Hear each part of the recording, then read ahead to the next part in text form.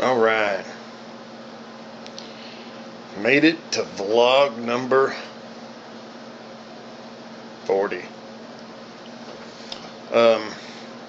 Today did not go anywhere like I thought it would.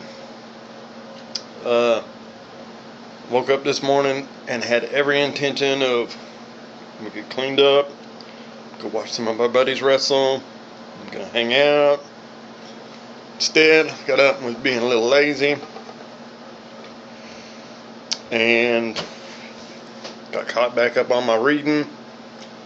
And then surprise, surprise, I didn't have one or two or three or even four, but I had all 5 of my nieces from one of my little brothers come over to the house so that him and his wife could go talk to some dude about some invention thing that David's wanted to invent something since he was 3. So I don't know how the meeting went, none of that.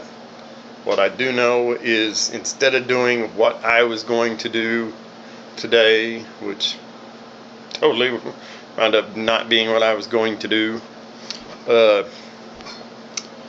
I watched a bunch of little ones instead of watching a bunch of big ones go